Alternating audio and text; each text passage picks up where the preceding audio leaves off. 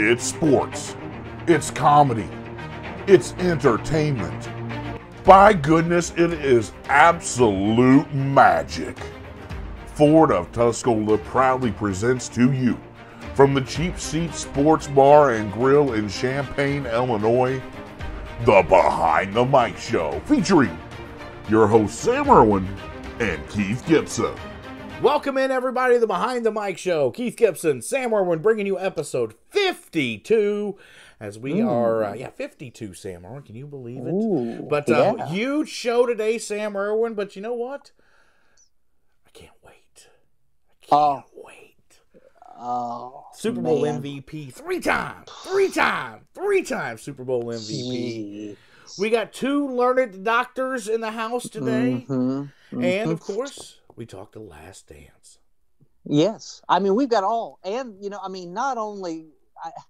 this show continues. I mean, like... It goes above expectations. Well, it's like when you get a seed and you plant it, if you nurture it, if you water it, if you cast the light upon it, it shall grow, Keith Gibson. And with love and nurturing, look what it is. It is bloomed, Keith Gibson. Well, I'm glad you just didn't say swallow. Yeah. Do people really do that anymore? We have now grown this show into having a three-time Super Bowl champion, thanks to a friend of ours. He'll join us friend too. Of the show. Yes, and he will join us as well. But I don't know what more you need than a three-time Super Bowl champion, two learned doctors, as you said, two boys from Clay County who made it big, are in Cali right now, fighting in the front lines of the coronavirus as well. This show, Keith Gibson, we've had many good shows, but I tell you what, after these interviews and all this stuff, this may be the coup de grace, Sam This Irwin. may be. I hope, unlike the coronavirus, I hope we haven't peaked too soon. So I hope we... I peaked one time. That was 4 years ago. I peaked a long time ago. So yeah, but what great show. Very excited about this show. We are. Excited. Everything else going well since last week? Everything good week? Oh, yeah, man. Yeah, it's just been, still busy, still getting liquor out there. In fact, things are starting to kind of open up more in liquor stores. It was drive-through only. Now these liquor stores are putting up kind of like makeshift plexiglass walls where people can come in and they're at the counter, and at least the workers have protection there. So people can come in and shop as long as they stay 6 feet apart. So it's kind of a slowly working their way back in, but being safe as well. Is that kind of called a slow build? I think it is like a slow build, yes. So we'll see if it works. And I know in talking to the stores today, they were really busy this week because they did it on Friday, a lot of these stores. And it's a very busy weekend. So, yeah, I mean, safety first, and let's see what happens. Hey, by the way, what about you? Did you see this? Look at that dinger bat. That is beautiful. Custom dinger bat for the show, thanks to Kyle Drone, the team down there. Mm-hmm. Yeah, and in fact, speaking of Kyle Drone, I contacted him, and he is making me a Florida Gator bat. I sent him a couple logos. He's excited, and he's going to ship it. He's going to send me the markup when he's done, and I cannot wait to get my Florida Gator bat. I am excited. Cool. Yeah. So, I mean, reach out once again to him, folks. What better gift? You got a kid that plays baseball, get them their own customized bat. They can probably get their autograph on anything you want, I would assume, and help this guy out in the time of need until baseball gets back going. Right, yeah, he's good for the show and just a great guy, great dad, and we love him, and he supports us just as so we want to support him. But got me a new. That's why I'm sitting back a little bit so I can show off the bat today. Speaking of support, did we not see the other night two up-and-coming country music stars put on a performance, and one of them was wearing a Behind the Mic Show hat? That's right. Our friends Ben Nation and Dylan Wolf put on a live show there on Facebook. Dylan supporting the hat. I actually saw him out playing golf in it, too, in a video. I tell you what, we're going everywhere. Man, you and I is going Sizzler here for too long. Well, I tell you what, I would go to Sizzler in a heartbeat, right? A big old juicy steak, an old 96er. Ice cold draft beer, a big old baked potato. That's all I want, and it's not at my house. That's right. It's something different. But yeah, so you're seeing it everywhere. You continue to see people, wearing the hat and putting the shirt on, pictures everywhere on Facebook. Very cool, man. Yes, so we appreciate awesome that. You can pick up your hats and new shirts. Shirts available in multi-colors now, Sam Irwin. on What more BTM could you Shop. want? So BTM Shop at cheapseatsbar.com. You can pick that out, select your size. Even got some purple, some pink, black, red, For the royal. ladies. You know, For the ladies gotta ladies. take care of the ladies. Mm-hmm. Take care of the ladies. Get some cavatier. I'm a That's ladies right. man. I'm the lady. With the lady. Yeah, I'll buy you a fifth sandwich. Anyway, let's take a quick break here from our presenting sponsor, Ford of Tuscola.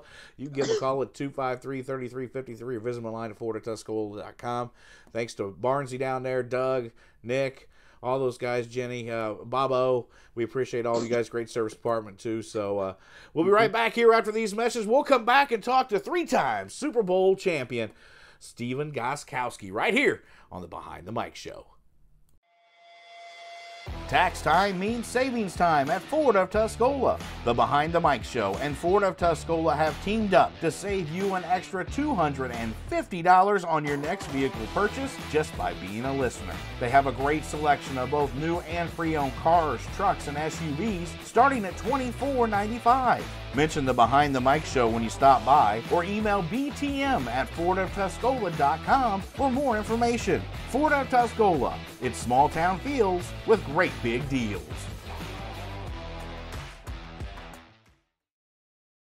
Welcome to the Behind the Mic Show. Keith Gibson, Sam Mercer, bringing another episode here from the Cheap Seat Sports Bar and Grill. And as you can see, joining us this week is none other than maybe the greatest guitar player of all time, Jordan Tolliver. No.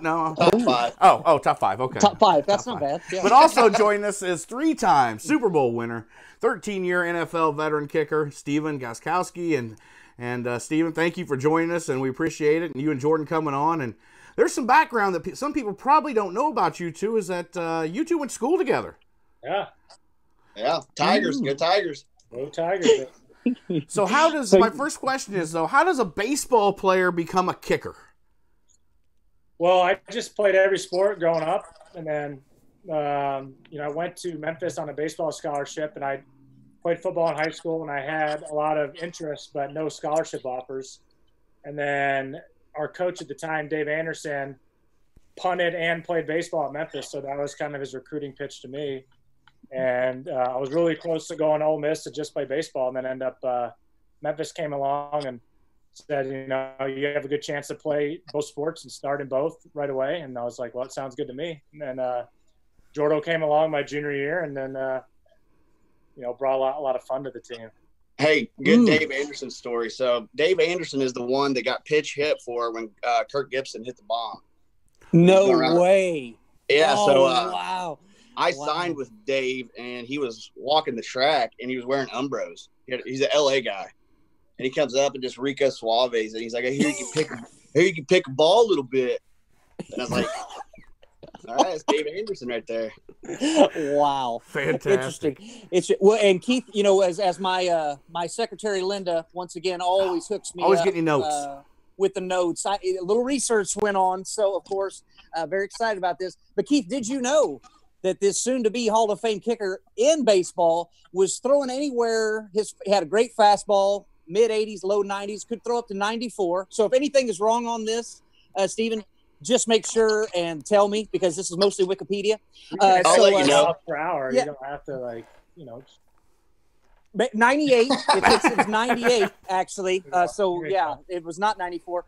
But, yeah, so great pitcher. And, in fact, in reading an article that I believe you did an interview, was maybe a Sports Illustrated, something like that, you talked about how you had a good fastball change up. The curveball was kind of and that's why you could get through the first few innings no problem. But, boy, once they came back around like the 5th or 6th, that's when the runs started coming, because it was either basically fastball or off speed. Is that accurate? Is that an accurate quote?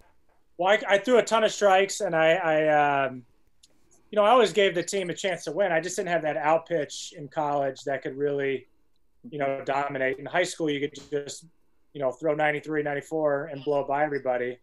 And then, the competition catches up, and I didn't quite have that out pitch. I'd get a lot of 0-2, 1-2 counts, and guys would foul stuff off and, get the pitch count high and then get to you when you're a little tired later in the game. And, I probably would have been better off being like a closer or like a reliever, but I had the stamina to pitch 100, 120 pitches in a game, and a couple of the years we were pretty bad. So well, look at your teammates.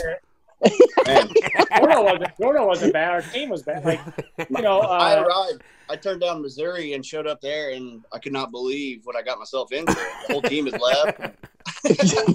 Well, I was kind of like a sacrificial pawn sometimes, because if I'd be getting, giving up a few runs in like the 4th, 5th inning, they'd be like, well, can you just pitch about 4 more so we have to eat up our bullpen? And I would wow. go out there and beat up. But it was fun. I mean, it's cool. I think you learn a lot from losing, just probably more than you do from winning. And especially something that you've been used to being really good at and dominating. And then, you get to a point where the competition catches up and you're not the hot stuff anymore. I think you learn a lot about how to work hard and focus at the right times and, not take plays off. And so it was a good learning lesson in the end, but, it was tough at the time.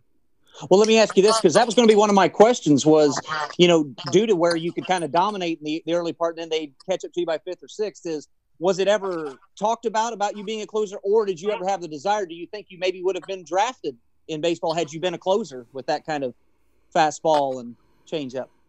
Who knows? I mean, I got some offers out of high school. A couple of teams wanted to send me to a junior college and do a draft and follow. But, by the time I was draft eligible in college, I started having a little arm trouble. Wasn't quite throwing as fast as I used to. Our team kind of stunk, and I got to the point to where I was starting to get looked at in football. So I think it was kind of just one of those things where, my kick started straightening out and my curveball stopped curving, and it kind of all timed up at the right time. And, maybe if I played year round and dedicated myself to it, but I didn't. And, I still got to start all 4 years in college in both sports. So I'm pretty proud of that. Yeah, I think it worked out.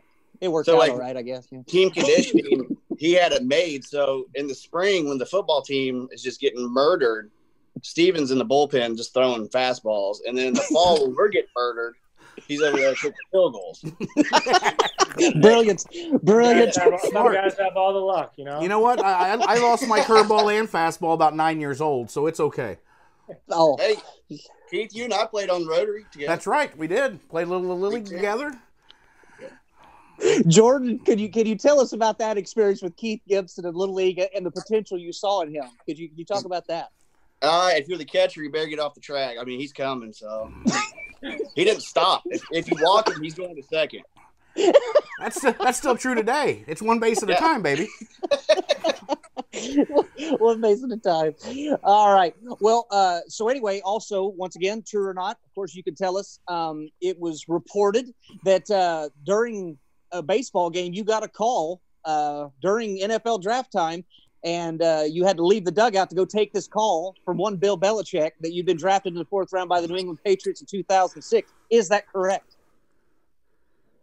Oh, it's a lie. He says there no. It is. Wikipedia fail. Oh, okay. How did it really happen then? Well, I mean, I did go to the field that day, but I was at home when I got drafted. And then once I got drafted, I went up to the field and then told our coach about it, and they made an announcement in front of our 7 fans, and I got a little round of applause. What a special moment. What a special moment. That's awesome. Yeah, that's great. You guys have as many fans as we do. Maybe I think we probably had 60, 70 fans that day. It was a good Ooh, show. packed house. Wow. So what was it like, Steven, coming on with the Patriots, knowing their history, knowing everything that they've had? You're now a New England Patriot. Was it a little shock and awe first, or was it just, okay, I'm going to go kick? Yeah, I didn't care. I just wanted an opportunity and a chance to, growing up, I always wanted to play professional sports, mostly baseball, but then that kind of didn't work out. And then luckily I could kick a football really far. And I just want opportunity. I was too young. I could care less where I went. I just wanted a chance to play. And, little did I know how crazy people are about pro sports, especially in the New England area. But, to me, it was my dream. I was enjoying every minute of it. And, I never got into, all the craziness behind, getting drafted and who I came in after and all that stuff. Like, I could care less. I was just happy to have a job and have a chance to go out there and fulfill one of my dreams. Now, was there a huge difference between college and pro, like the preparation and the meetings? I mean, I know the field goal size is the field goal size, but was there a huge difference? Is something that you had to get used to? Oh man, a huge difference. You know, it's a full-time job in college. You know, you go to practice, you go, you know, do schoolwork for an hour, and you go out and hang out with your friends and chase girls. And then in college, it's a full-time job. I mean, you're there 7 in the morning until about 4 or 5 in the afternoon, and you know, everything is revolved around what you do, whether it's taking care of your body, what you eat, you know, how much you work out. And I always worked hard, but I didn't really know how to work hard until I got in professional athletics and see how much people actually put into it. And I think, you know, you just look at guys who are successful and, you know, you try to mimic yourself around them and see what they do. And you're like, man, I never even came close to working this hard. I mean, I always tried my best and worked hard, but, you know, you got to put a lot into it to be elite and to be, you know, one of the top 32 in the world of what you do, with people gunning for you every year. So, you know, you don't have much room for error. So you just learn how to, you know, work hard. And, you know, it's kind of a disease. It's like a sickness. It's all you can think about. It's all you do all the time. It's every thought, everything you do is like, well, is this going to help me? Is this going to hurt me? And, you know, you go on that crazy train for about a good 5-10 years. And then after a while, you're like, man, maybe I don't need to do all this. Did you feel any pressure coming in behind Adam Vinatieri at all? Or did you just go and kick and this is my job, this is what I do? I was too naive and dumb back then to really care. I mean, I got questions asked about it every minute of every day, but like I said, I didn't grow up in this area. It wasn't my pill to swallow. I mean, you know, they had every right to be upset, I guess, that he left, but that wasn't my problem. That's right. You're the kicker. That's true. That's right. Someone's got to do it. Hey, there's Good mindset. There's pressure enough in this position. You got to get used to people not liking you. You just get over it. Hey, it's all right. I know how you feel every day. Yeah. Every day. Yeah. I was going to say, Stephen, you're either the hero or the GOAT basically every game, right? I mean, a lot of times it comes down to that. Yeah, I mean, it can. To me, sports are sports. Everyone goes out there and has a job, whether you're a pinch hitter, you're a kicker, a closer, starting shortstop, starting quarterback. Everyone's got a job to do. And at any game, any moment, you can have an impact on the game. You just show up and try to do your best every day. You know, in pro sports, you know, you can tell who's more important by how much money they make, but it doesn't make you less part of the team. You know, people that want to act like specialists or people that play different positions are different. Well, they just have insecurity and issue problems with themselves. You know, everyone's going out there at a professional level. They got a job to do. And the greatest thing about playing professional sports is you get so much more respect from your peers because they know how hard it is to get there, no matter what position you play. It's not like in high school where, you know, the third string wide receiver is making fun of the kicker because he's not, you know, out there running around. And, you know, everyone knows how hard it is and how elite you have to be to get to that level. So there's a mutual respect. So it makes it easier to do your job and not, you know, feel inadequate in any way. Yeah, inadequate. Whew, never felt that way. Every day of my life. Anyway, so I got a question for you, Stephen. Or should I say Beeve? Yeah. I've seen a couple guys post that you got a nickname. Now, there's not very often that we've got a mole and a beaver on this show at the same time. That's a good point. I didn't even think of that. But today we do. My nickname was Mole in high school, and some still call me that, and you're the Beeve. That's right. So how's that come apart? Mine was just because I was short and fat. I don't know about you.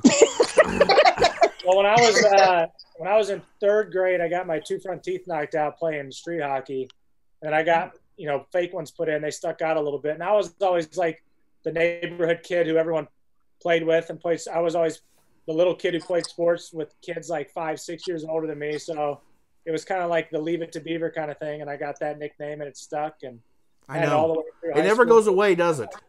No, I mean you can tell who my high school and college friends are. From Exactly. What they Yep. Mm-hmm. My wife refuses to call me that, but I don't know why. She's a hater.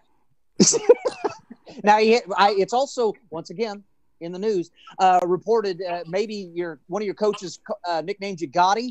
Yeah. Is that true? Because you couldn't pronounce your last name. Is that right? Yeah, that was my head coach in college, Tommy West. You know, not too many people can say Guskowski, and especially people with the Southern draw. So And they call me Gotti, and that really caught on with a lot of the guys in the team. So it was definitely a nickname that was easy to take. There was nothing, no ill will behind it, and a lot of the guys liked it, so it was easy just to roll with the punches on that one. What's one of your favorite moments from playing at Memphis, besides playing with Jordo, of course? I mean, that's got to be every day was a gift. That's number one. I gonna say, does anything else matter? I mean, good God. We might have been the best team, but I promise you, we probably had the most fun. So, at least we were good at something. But at Memphis, I don't know. I mean, we had a lot for football. We beat Ole Miss when they were ranked 10th, and that was awesome moment. And then, winning our first bowl game was pretty sweet because it was the first time that the Tigers had been to a bowl game in like 30-something years. So just being relevant, being good, and going from maybe 5,000 to 10,000 people in the stands to 40,000 to 60,000 people in the stands my last 2 years, it was a pretty remarkable turnaround. And thank D'Angelo Williams for that one. Yeah. Now I got to ask, especially you two that were down there living it. I lived in Memphis back in like 2000, 2001 for a little bit for a job. And I cannot even imagine. Now, maybe you didn't get to do this. I'm sure you probably did. But being a D1 athlete and being able to go on Beale Street, that had to be quite the experience, did it not?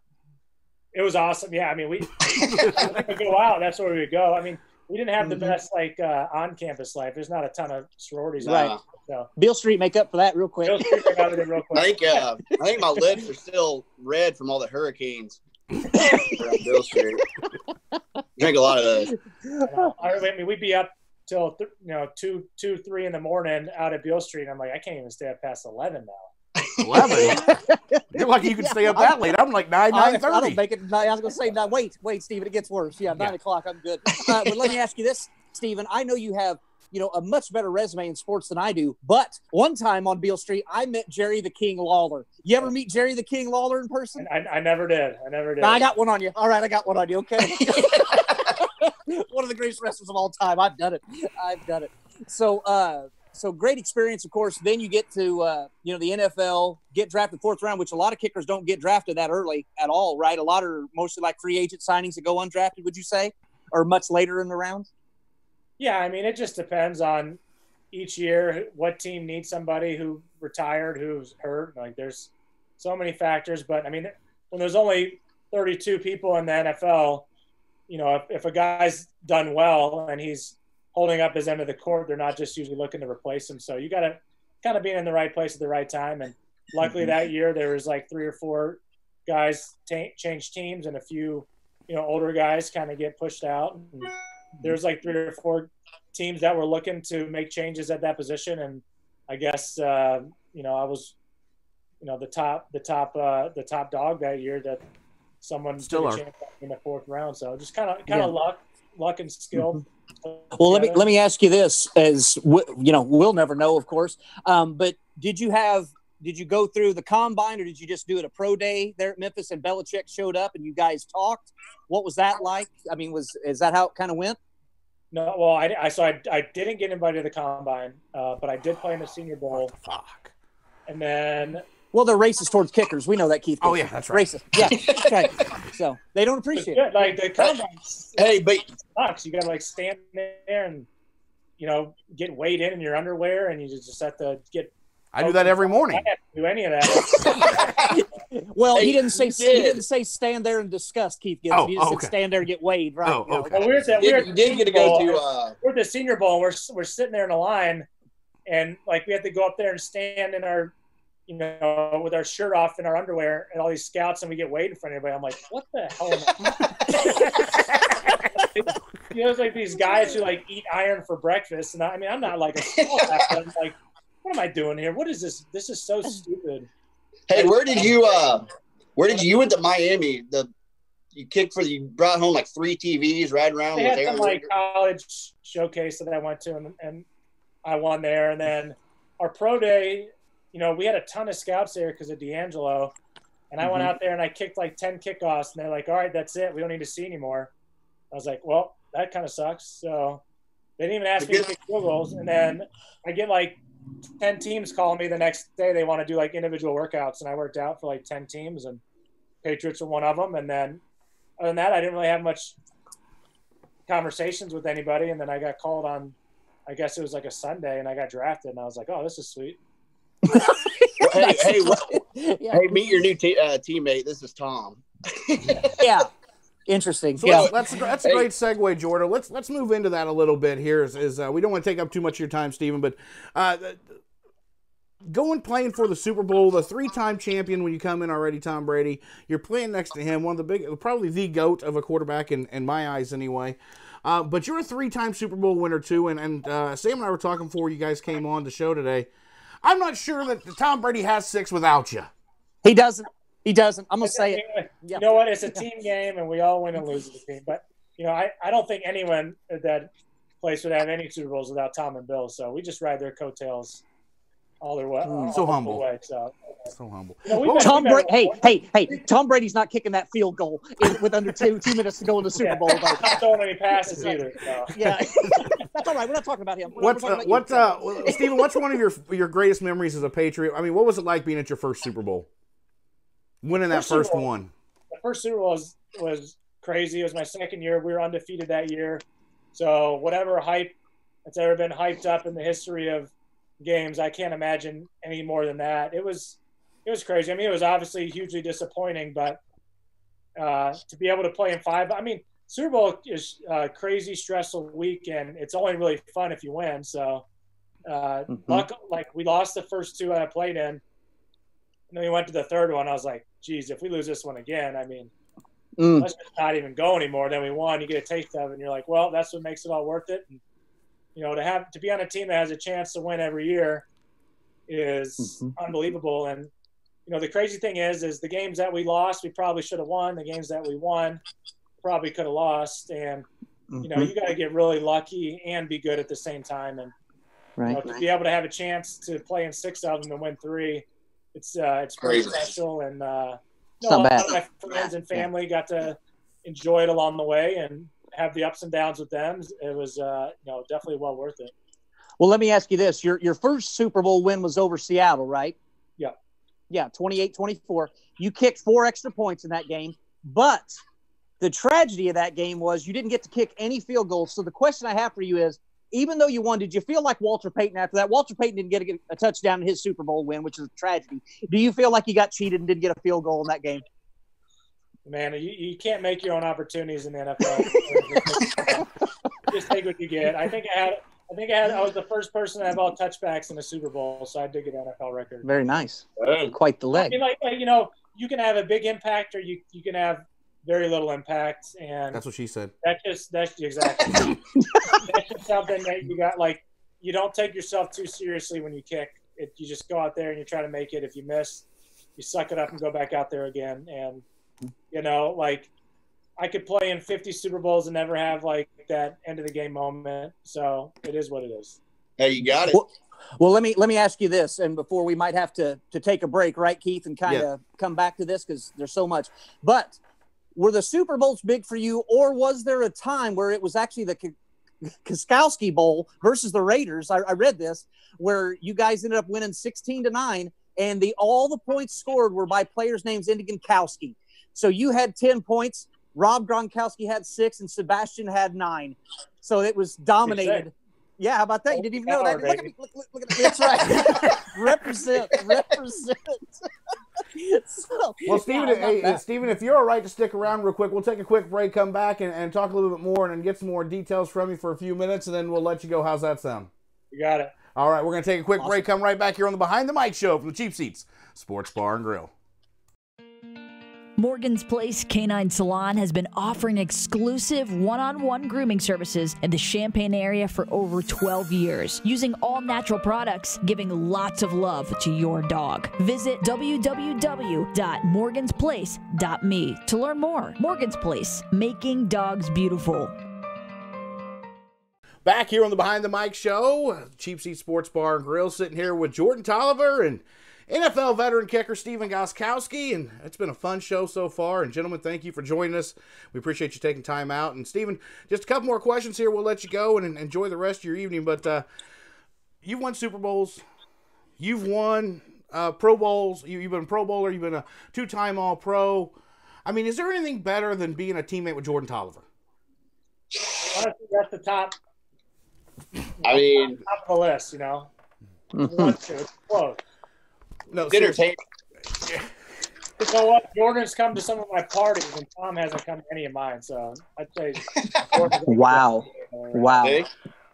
Wow. Well, to follow up on that, you know, it's a great question, Keith, but I have another one about your biggest accomplishment other than, you know, Super Bowl, quite possibly the greatest kicker ever to play in the NFL. We'll get into that later if we can have you back someday. You know, being a father, a husband, being on the Pat McAfee show lately, or being on the Behind the Mic show. What is your biggest accomplishment thus far, would you say? I mean, it's got to be that you're only as good as your last play. So In fact, exactly. Keith, you got record going, right? Yeah. Record that. You got it? We'll play got that every week. Every week. We're better than Pat McAfee. I love it. I knew we were. Just Now, needed to hear it. speaking of McAfee, I know you've been on his show, and I love Pat McAfee because Pat is a wrestling fan as we are. But how crazy is Pat? Pat's a man. He's a funny dude. He is. Man, he is funny. He's good. He's good for the game. He's definitely good. He's definitely made punters and kickers a lot more likable. But the thing is a lot of the specialists are like that. People just always have a weird view of them. You know, you got to be a little sick and twisted in the head to want to do something like punt or kick. But, you know, most of the guys I know are funny. They're good dudes. They're laid back, and they don't take themselves too seriously. And the ones that do, they get made fun of a lot. So Nice. As it should be. Yeah. Well, you're getting ready to, as you said, as we took a little break here and we brought you back, you're getting ready to go, you know, kick. And of course, you know, you've rehabbed, everything's good. You're healthy again after the surgery, and you're a free agent right now. So how is that going in terms of, of course you can't, if you want to break the news to us, you can. Right, That'd we'll be take that. fantastic. We'll take breaking news. If we could get something that, you know, maybe Adam Schefter didn't get, boy, that would send us into status here. But anyway, how's that going for you? Are you fielding a lot of, do you have some interest in some specific teams? Are you going to maybe, I don't know, hook back up with Tom Brady in Tampa? Tampa's a nice town. I like Chicago. I just didn't know what the options were. Well, I mean, the rehab's going well. With the coronavirus, it's tough because, you know, at my position, teams are going to want to see me work out and see if I'm healthy and have, you know, their doctors and stuff look at me. So I don't really think I can even entertain a team until, you know, teams are allowed to host workouts and let their, like, have people fly in and stuff like that. I'm not going to just sign with a team sight unseen without seeing the area if I got to, live there or have a chance to live there. So there's no rush because I'm not missing any practices. So no one's practicing right now. Everyone's doing their stuff on their own. So there's no advantage or disadvantage of signing with a team. So I'm going to take my time and hopefully a good opportunity will present itself. And, you know, I just be getting cleared not too long ago. So it's not like I could have even done much anyway. So I feel I'm confident the right opportunity will present itself and I'll have a good chance to play this year. So are we, dang it. We're going to see you in Chicago. Anyway. Hey, Steven, I don't know you, but I care about you. Don't do it. Don't go to Chicago. That's where kickers go to die. You've had a fantastic whole thing. Just don't do it. Don't. Why would I go from one cold place to just as exactly? Right. Go to the nice weather. Yeah. The old people in Florida don't move up to New England. They move from New England and they move down to the warm weather. That's true. That's right. That's true. right. Steven, thank you very much for joining us tonight. Steven, yes. For the BTM guys, can you give them a Lombardi shot real quick? Oh, I know you're down there. We'll see. Hold on. Yep. One or all three of them. Oh, look at that cool That's a cool picture behind him too. That is awesome. Mm-hmm. Reminds me of a young myself. What, looking at a picture? Yes. Yeah. Okay. Yeah.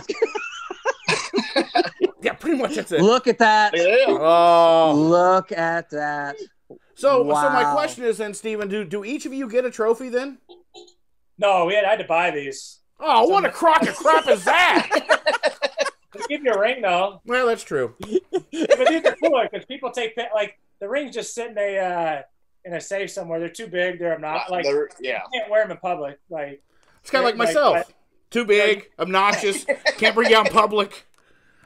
You know, I mean, so like that only, I think only Mr. Kraft and Bill get one. They put in the Hall of Fame, and then, a lot of the coaches will like buy them for their like the assistant coaches, and then there's a guy who makes them. They're pretty close replicas. They're pretty sweet. So Wow, That's pretty awesome. it's Thank worth it. you. Wow. Very cool. Thank you. Someday Yeah. I won't have one. But anyway, Stephen, thank you very much for joining us. Best of luck to you. Of course, we're going to follow you, and we appreciate you and Jordo coming on the show this week. And just stay healthy. Stay healthy. Kick Appreciate it. the support, guys. Hey, no problem. We're here for you. If anything you need, you just let us know. Okay. Yeah. Stephen Thanks, Gostkowski, man. NFL kicker, joined the Behind the Mic show. We wish him the best of luck. We'll be right back after these messages from our sponsors. You have kids? Do they need a pet? Look no further than Turner's House of Goats.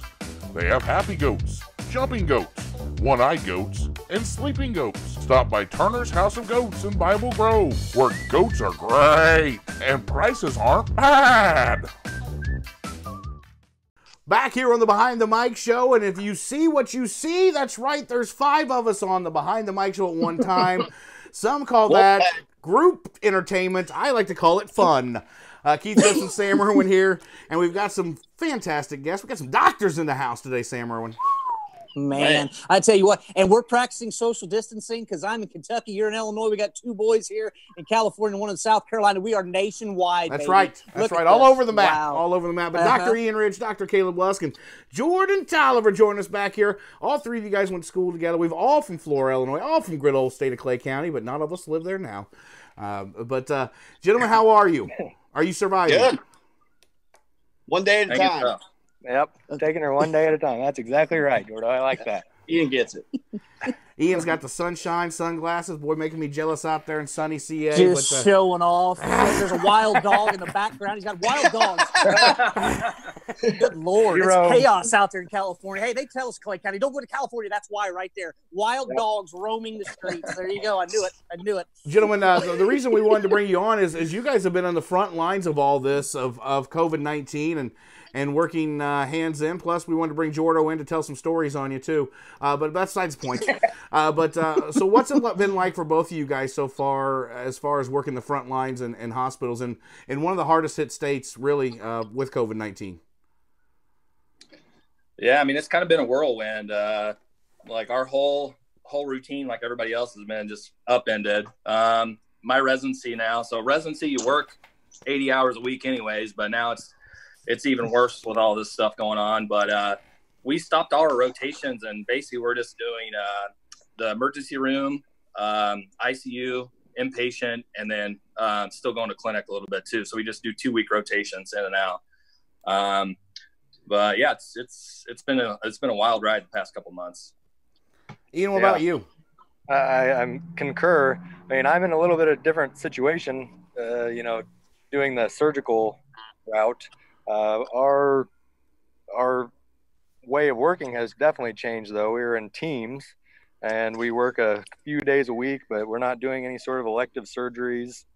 I mean, most of our cases are traumatic cases or infections, and they're trying to keep each resident kind of away from each other. Now, Ian, obviously I have absolutely no idea what I'm talking about when it comes to this stuff, but I have been told that why, especially surgical people as yourself, why you wear masks is because when you cut a dude open, I mean, your face automatically goes like this. So is it the mask to kind of keep everybody calm, or are you just used to it by now? I mean, is there any sheer terror anymore when you cut somebody open? Not too much. I will say it's much more difficult to work in the N95 masks. I mean, they're kind of tough to breathe in, and if you're in gear, some lead on that mask, and it's a 4 to 5 hour case, you're struggling. Wow. Hold on. What you're saying, Ian, yeah. is you're not doing any snippety right now? I mean, very little. I mean, I don't think you understand what I'm saying. You're not doing any snippety as far as not having to, taking care of a good man that can't have any kids anymore. Oh, right. Yeah, that's not me. That's not elective? Oh, okay. Keith, cancel your trip. Okay. Cancel it. Well, there goes that. So, yeah. So, Ian, what you're saying is, in terms of that mask, if you can wear it for 4 or 5, could others, like out in society, if they go to the store and to get groceries and come back, could they maybe wear one for an hour? I mean, yeah, for 10, Oh, okay. for 10 Yeah. minutes, Oh. it's not that Oh. difficult. Oh, okay. All right. Just checking. All right. Yeah. No sarcasm intended at all, Keith. Go ahead. Your next question. Caleb, I didn't pick up on that. Dr. Lusk, Dr. Lusk, let me ask you this: so what you're seeing is you're working a lot of hours right now. You guys are nonstop.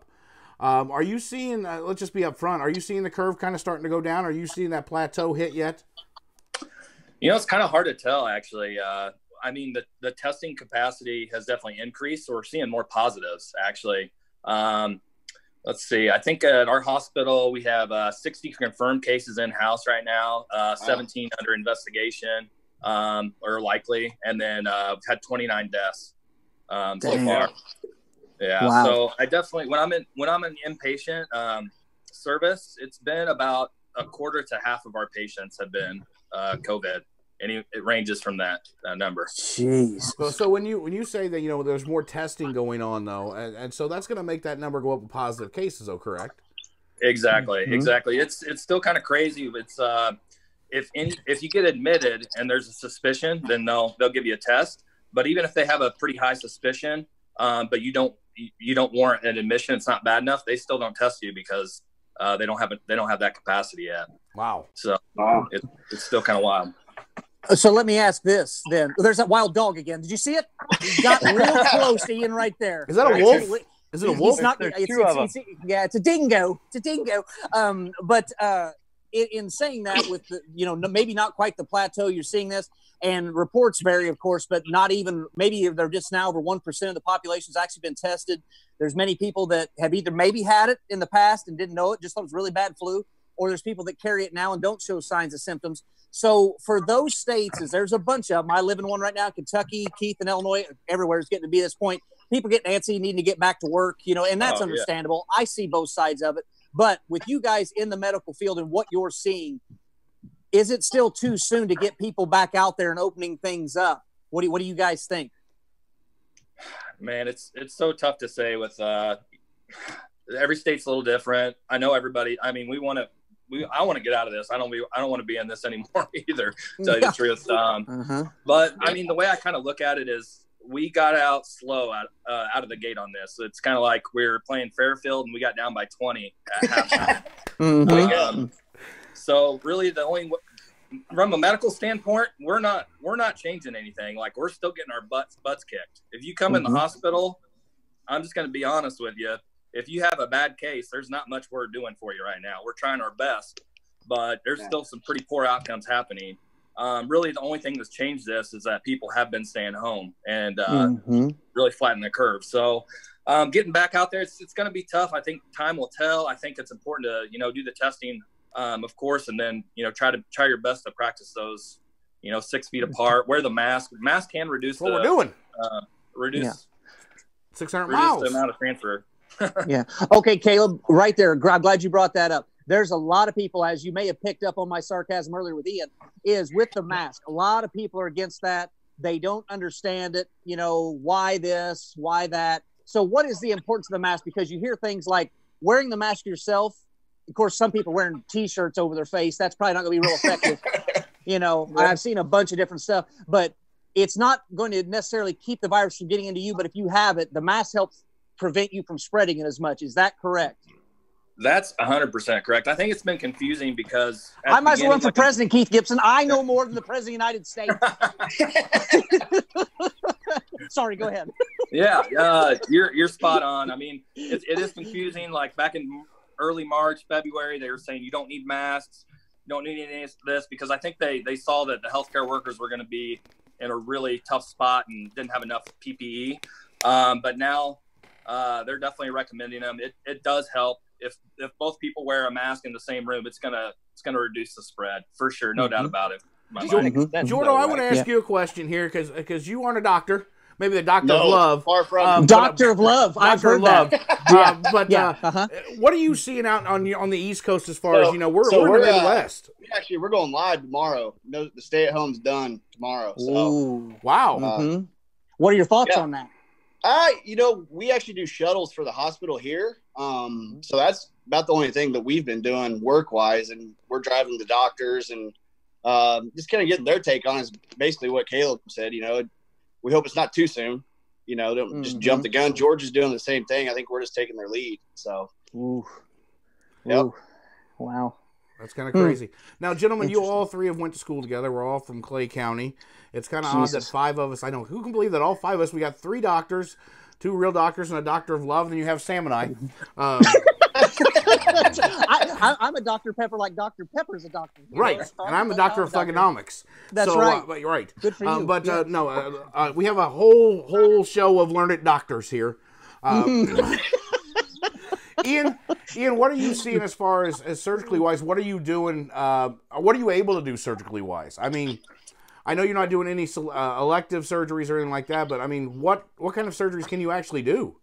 Right. So in orthopedics, you can do. I mean, we're still doing all fracture care. I mean, if you break your leg, you break your forearm, break your shoulder, we're fixing that. And the other surgeries that we are still doing are infections. If you have an infection somewhere, you know, near a bone or something, or MRSA? infected, yeah. I mean, you got to clean that Gibson. stuff out. Keith Gibson. That's why I married somebody in the medical round field. Man from Champaign throws in the MRSA. He's got one big word to show, guys. That's all he's allowed. That's right. That's my big word of the day. Yeah. Hey, can you spell that? Nope. MURSA. Right. No, not a clue. That's not. I don't know. I can't answer you, but yeah, that's right. Thanks. Yeah. Gentlemen. Well, guys, let me ask you this go ahead. real quick. In terms of, you know, of course, there's people that obviously are going to choose a side politically, and you know, that's just the way the country goes. You know, it's a divided nation and all that. But do you feel like, and obviously I don't want to get you guys in trouble or anything with your profession, so if you can comment, great. If you can't, that's fine. But you're out in Cali, so I guess it really don't matter. But and plus there's like 200 people that watch this show, so the odds of it getting out to your boss are not real big. Maybe 1,000, Keith. We've been doing 1,000 here lately. We've been 1,000 lately. Yeah, right. Yeah, anything's possible. But anyway, in terms of the information that's coming out from like the White House press briefings, what the governors are doing and what they're saying, have you guys, like, say federally, we can divide it up federally and then your state, how do you feel like that has either helped or harmed you? Has it been a benefit to get those briefings out, or has it been more of like, God, just stop talking and let those of us who work in the medical field do our thing? I mean, at Loma Linda, we were on top of this pretty fast. That's what she said. We we shut down all of our elective cases. We started screening people, not allowing people to come to the hospital unless you needed to come to the hospital. And I think that's why our numbers have been a little bit lower in this area. We put the Casbosh on it pretty quick. Casbosh is a great word. Ooh, yeah. So this week, and in the state of California, they are starting to allow some sort of, they're finagling how they say elective surgery. And there are, ways that we're going to start doing elective surgery. And it's going to be with testing. A lot of testing. Mm-hmm. And so to your question, I think that the people where I am, or where at Loma Linda, they were getting some valuable valuable resources, and they incorporated that very quickly. Mm-hmm. Caleb, what are you seeing? I think we're still behind in California everywhere, but we were the first state to close things down. It's been killer to see. There's so much information going around, but just for example, the hydroxychloroquine and azithromycin. We tried those medications. We really did. We'll try anything that can help save someone's life, or but there was just so much pushing those drugs, and so much information that just wasn't correct coming out of the White House, in my opinion. I know that's not a popular. Sam loves that. I love that. Go ahead. But they did some good things too on the other side. We definitely got out of the gate late, like I said. Well, welcome to my world. Took me 35 years. I got out of the gate once, and that's all it took. We're talking about something now, different. Jordan, just get your opinion on this. You are not you're a doctor of love, as we've talked about, but did you at any point in time feel it was a good idea to inject any type of, disinfectants? Was that something that crossed your mind that, yes, this is something we should try? Definitely for perception. I mean, yeah, absolutely. Yeah. Jordan used to do tanning, man. That'll help. Yeah. Do that for basketball games, get that look going. Yeah, we definitely do. Wear the mask. Hold on. Whoa. Hold on. Whoa. Did you just say, Dr. Lusk, and someone went to the tanning bed before basketball games? Oh, yeah. Hey, that is a lie if you're saying that's me. You don't think so? That is fantastic. And you know what, Keith? Here's what you're not understanding is, to play good, you got to look good first. And Jordan's got that figure. You got to look good out on the court. I mean, that's just beautiful. He always looked good. Well, I will. Especially when I start shooting threes. By the way, gentlemen, as we have you on here, you've watched the show, you've listened to the show, appreciate you following. I'm sure you've heard of this audacity coming out of this man's mouth as he's talked about, which once again, this is like being the world's tallest midget, but he says he can make 5 out of 25, which is really not that great. Easy. But all day he long. said he could easily make more than 5 out of 25. So on this show right now, let's just go through everybody. What do you think? Are you taking the over, the under? Ian, are you taking the over, under on Keith making more than 5 out of 25? I'm going over. Attaboy, Ian. Jesus Christ. Hey, you know what? I got one of the best pictures, Sammer, when I worked at the Advocate Press. One of the best pictures I ever got was of Dr. Ian Ridge. Going up for a dunk. One of my favorite pictures I've ever taken. Yeah. Hey, the best high school dunk I've ever seen was Ian. That was unbelievable. Really? Yeah. Well, you guys didn't see me on an 8-foot rim. Well, let's just put it that way. All right, let's continue this. Okay. Jordo, Jordo, I've got one for me. One over.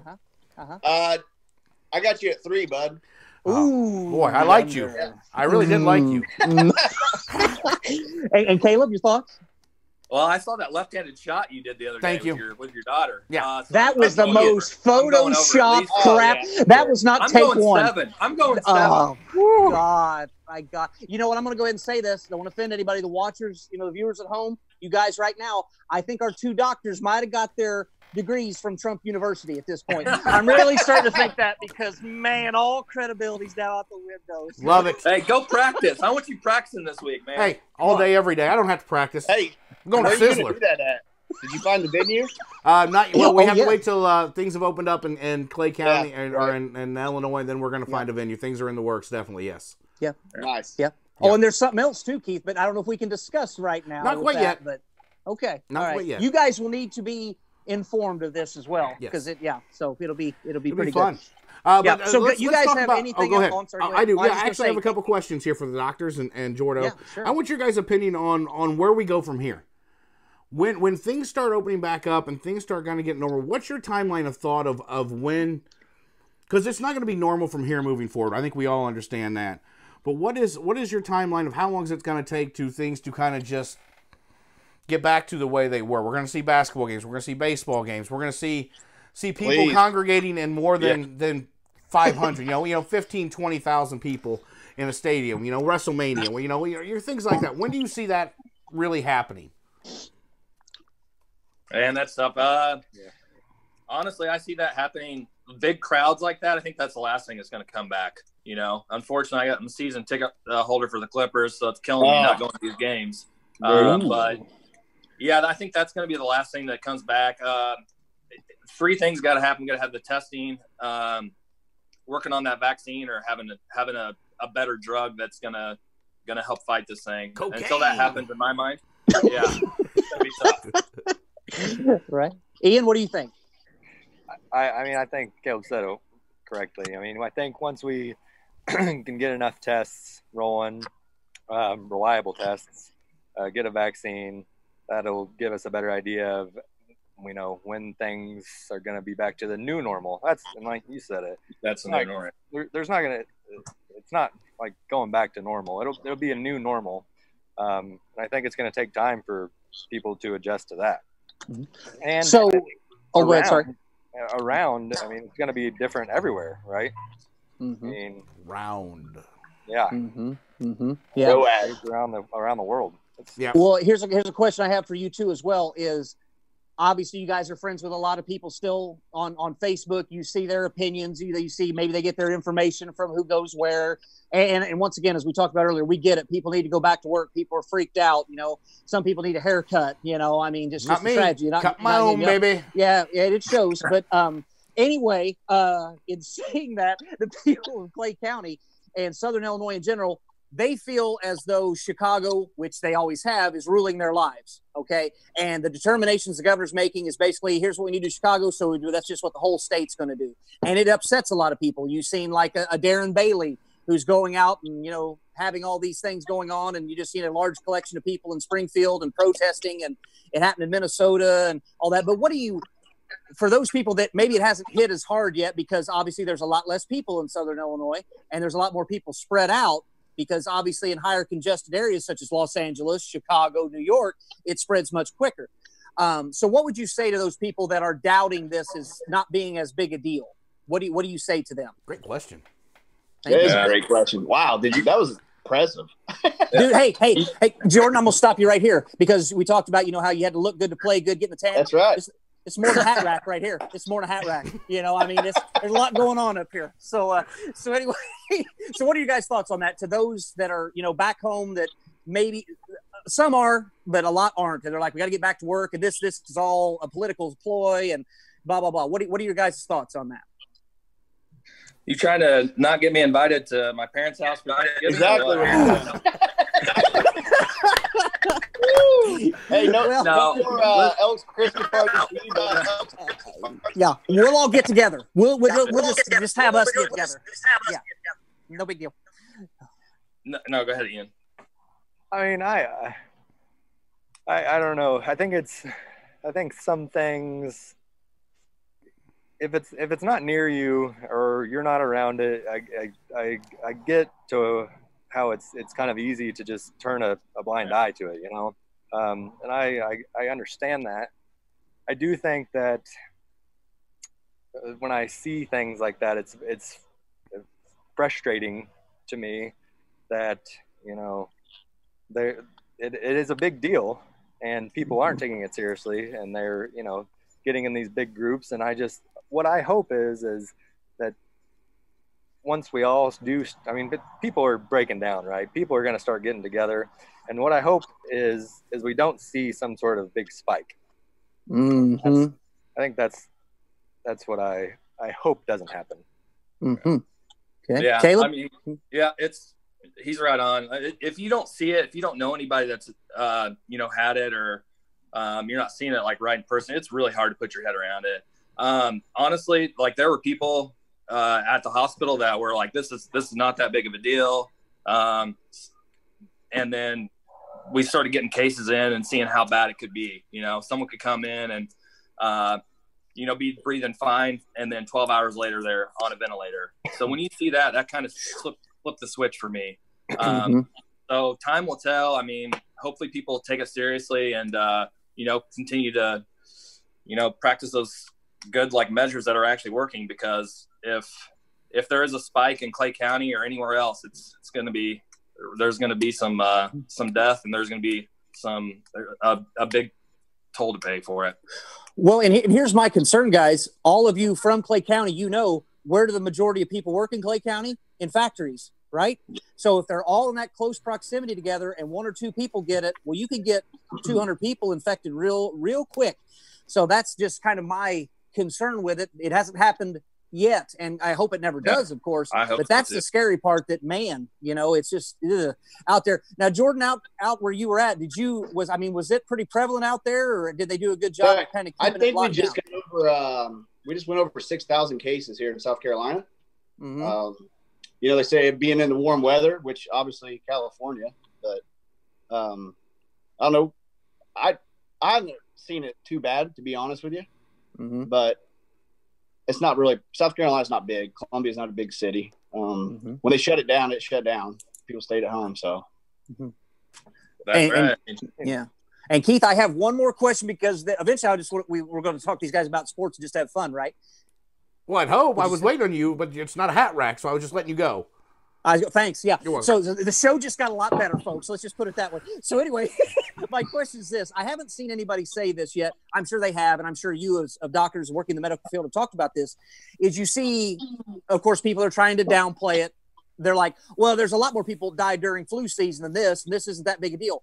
My question is this is, if we're capable of doing this at this point in time and keep the 6 feet away and, wash your friggin' hands, for once, which I've just noticed a lot of dirty ass people out in this world that wasn't doing that in the first place. But anyway, when it comes time for flu season, everybody knows when that is.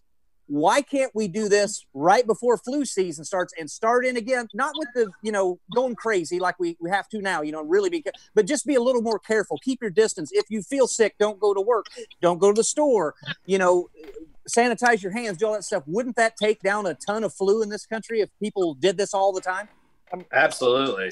Yeah. I think that's the biggest difference with the flu, right? If you have the flu, you know it. Right. You feel like crud. Mm-hmm. Right? And so I think, yes, people die from the flu, but people are better at self-quarantining themselves if they have the flu. I'm not having a problem self-quarantining. I've got beer. I love it. I've got 2 TVs. Yep. I mean, I'm enjoying this. Yes, absolutely. Yeah. But Caleb, what do you think? Yeah, I mean, that's an excellent point. I mean, this is going to be the new normal, and those are all good measures to prevent the spread of disease in general. So that's great. I think this is going to give us some positive things coming out of this, Absolutely. Speaking of positive things, Jordan, would you? Oh, I'm sorry. Go ahead. Go ahead. No, we'll let Jordo answer here. Oh, I was just saying, Jordan, do you think that with my questions right now, I'm knocking this interview out of the park? Would you say that? Honestly, I think the ACT, some of the questions you asked me, the ACT was harder, but on the same level. I mean, I'm on a roll today. Gentlemen, don't make his head get any bigger. Jiminy Christmas, I got to deal with it each week. Let's talk positive things. What's the one thing you guys are missing right now from all this, though? Sports. Yeah. Clippers games. Okay. For sure. What's the one thing? Okay, and what's the one thing this has taught you? Good question, Keith Gibson. Don't be greedy. There's a lot of greed in the world. Yeah. Open your eyes, and other people are going through everything, and you're not the only one. Great answer. Life is fragile. It's precious. And be adaptable. Oh, that's big. That's a big one. Ooh, look at Ian Ridge throwing out the big one. Man, I didn't know Ortho could think that hard, man. That's pretty good. That is. Yeah. Keith, what about you? What's one thing I've learned from all this? Yeah. I can go through a fifth in a night. That was before this. Don't blame it on the virus. Working at the bank, I've learned through all this that there's a lot of different people from a lot of different walks of life who need a lot of different things. And I think this has really kind of brought everybody on the same playing field, whether you're rich, whether you work paycheck to paycheck, no matter what you do, everybody's even right here because everybody's got to stay the same. So what I've learned is there is humanity in this world, and sometimes we just got to stop for a moment. And, the one thing I miss the most out of all this, gentlemen, is being able to give hugs. I haven't seen my folks since Christmas. I love giving hugs to everybody I see, and I haven't been able to do that. And so I'm ready to do that. But that's the one thing I've learned is everybody's on an even playing field, and I wish everybody would just keep that mentality. Nice. All right. Well, gentlemen, Sam, you got anything else for our lovely trio? I mean, it's up to them. If they want to stick around, we could talk a little sports and old stories from Florida, kind of take a break, go from there. Well, I'll tell you what, let's wrap things up here. Dr. Ridge, I appreciate you. Dr. Lusk, of course, you as well. Jordan, thanks for joining us again. Thanks for having us. Yeah, I love the hats. Keep going. Yes. One thing I do want to say. And all those, John putting all those football highlights together. John Hurlman putting those out. Yeah, very cool. Each end zone, Justin Cook was running for about 220 yards in the sweatpants during the game. That's where. But no, I do want to say before, are we coming back and do a little bit? No, we're gonna have to take a break and come back and come back with something else, Sammy.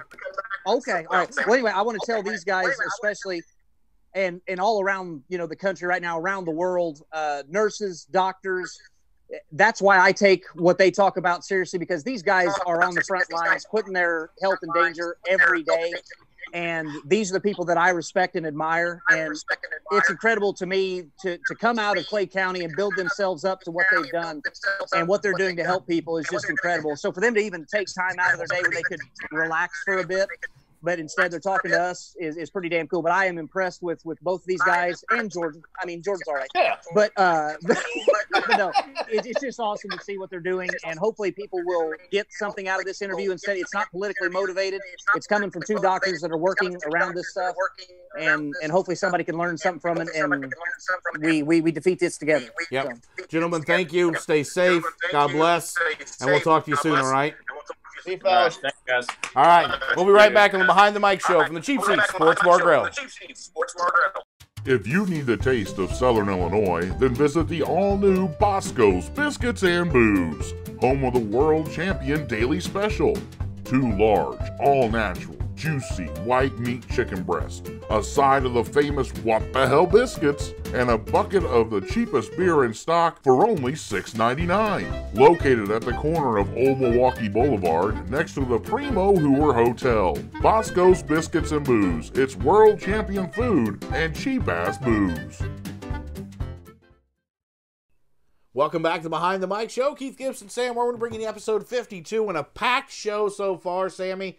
We've had a 3-time Super Bowl champion. We've had a couple of learned doctors on. We've had good friends. We've had good laughs. I mean, it can't get any better, but it's going to because it's week 3 of ESPN's docu-series, The Last Dance. Mm-hmm. Averaging 7 million viewers an episode. Well, what else is there to watch? I was going to say, you talk about releasing a documentary at the right time. I wasn't sure where you're going with that when you're talking about releasing, but well, that's always a good time.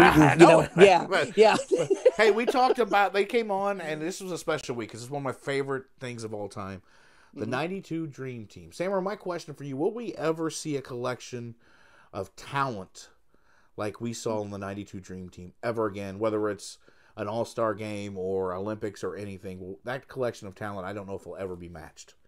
No, I can't even imagine. I mean, because you're talking just laced with Hall of Famers in all throughout the team, except for, of course, Christian Laettner. Never figured out why he was on that team, but whatever. But my God, I mean, just the amount of, like you said, just talent that the other teams, there's no way they could compete against. And, you saw, when Barkley against that one team from Africa, he elbowed that poor kid, about broke him in half, elbowed him in the chest. Then you saw one time against another team, Jordan's guarding a player, the player was guarding Jordan, and the player screaming to his teammates on the bench, take a picture of me, while they lose by at least 50 points.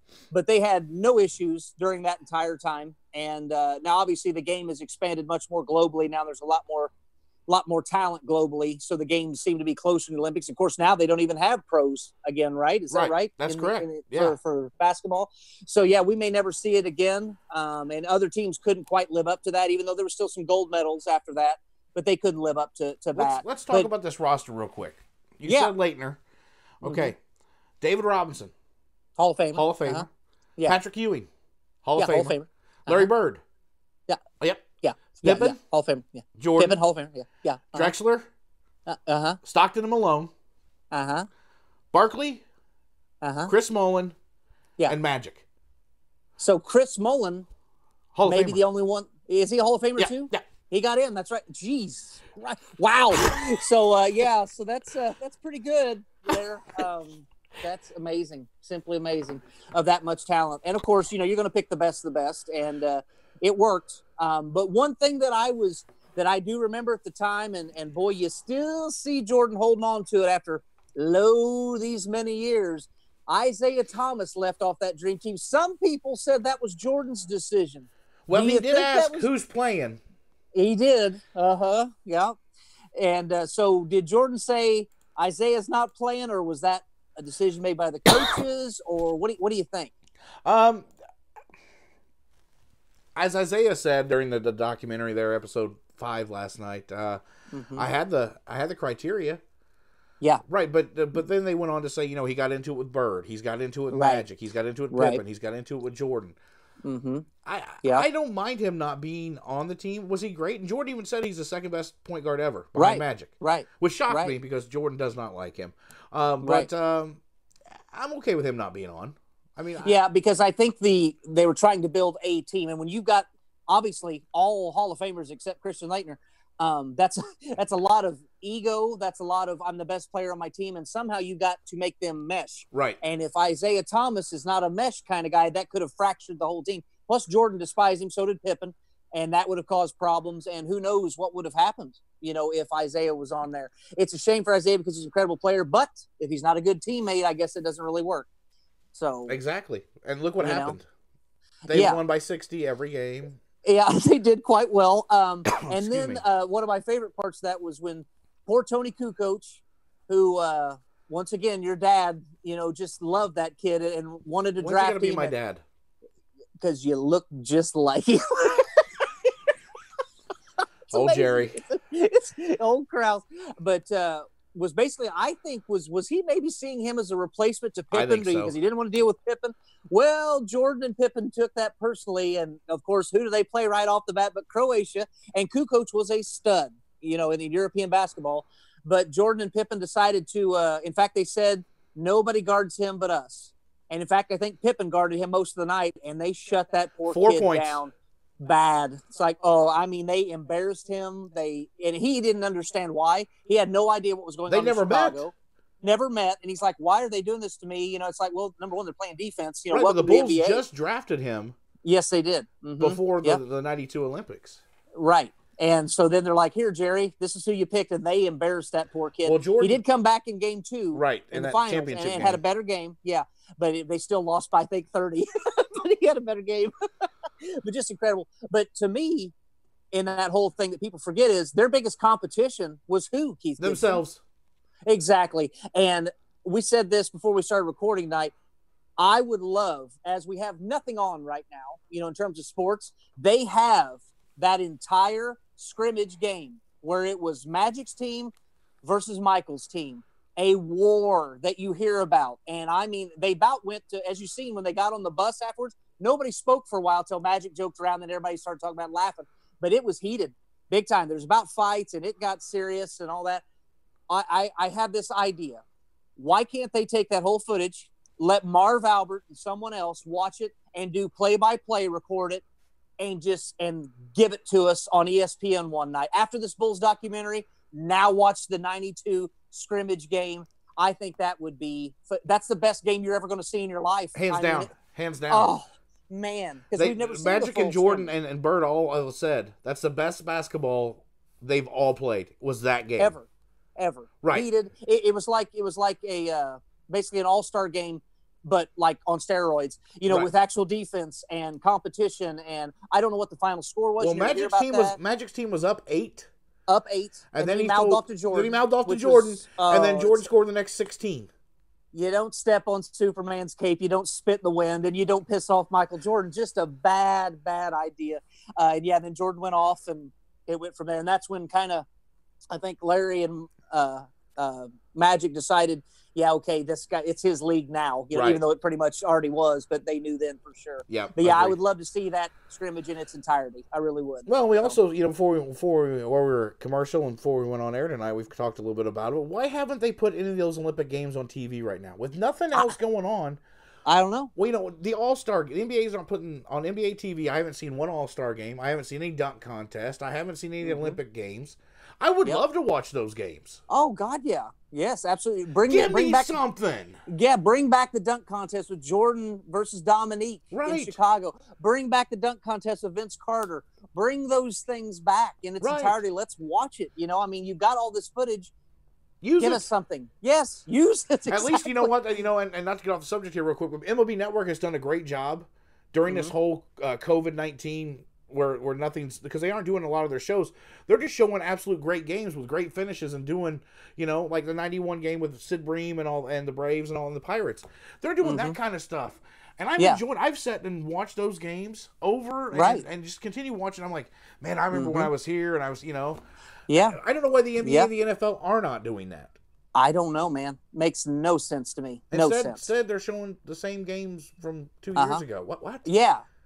Bring back some of the, like you said, 90s basketball when it was great. 80s Lakers versus Celtics. I did watch some of that. I think they had that on. But yeah, you got plenty. Let us see it. See it. Right. But yeah, that was really cool. And they also talked about in the 2 episodes last night, of course, his signing with Nike. Nike's goal originally in the first year of his sales, and you remember those red, white, and black shoes, right? Yeah. Their goal was $3 million in sales. They thought what that was would be the number, successful. Sam, or that they sold in that first year? Well, and let me say this at first. Jordan signed a contract with him for $250,000, right. And the guy at the time said that was like $100,000 more or better than what people normally got. They're like, you're paying this nobody kid that's done nothing yet this much money, $250,000. Okay, for I don't know how long the contract was, but that's all they got, right? But they wanted $3 million. In the first year, they sold $126 million worth of shoes. That's a pretty good return on your investment. Yeah. so yeah, it became. And he didn't want to meet with them. No, he did not. His mother made him go, right. And his mom's a very smart person. You can tell him he definitely listens to his mother. That's for sure. As we all there's nothing wrong with that. There's nothing wrong with that. I have no we both issue are. with that. So, yep.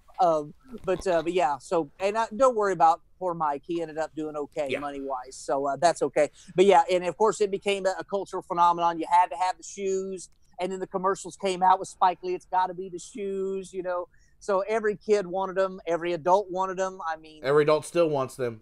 Every adult, I was going to say, look at him now. It's like he makes more money now than he did at the height of his fame, and people don't even know who he is. A lot of people. Jeff Dunnigan, who's a good friend of the show and a good friend of mine and everything, he just turned 39, and you know what he got for his? He got a new pair of Jordans for his birthday, the retros. Yep. So they're still popular.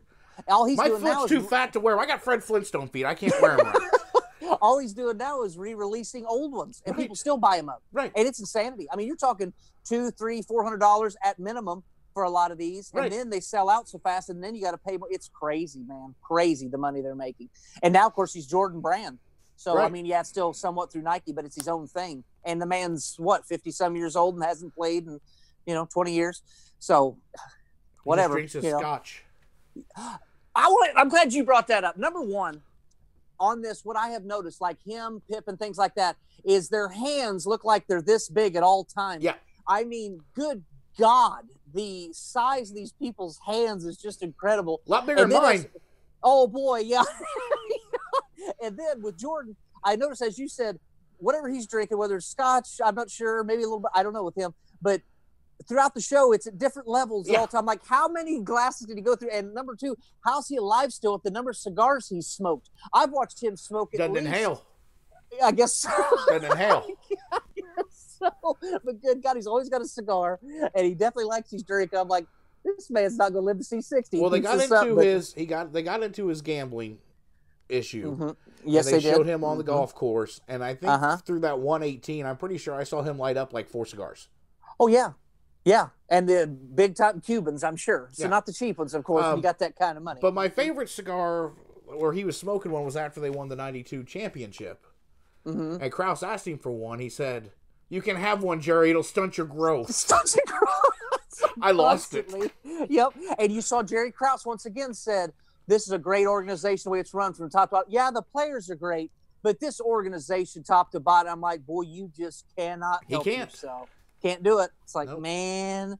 And knowing every time it goes through him. But we also talked about the Jordan Rules book. Right. That came out. Sam Smith. That caused quite the rift in the team, but it almost became kind of a motivating factor for them, as they didn't know who was giving the guy the information. Some said it was Horace Grant.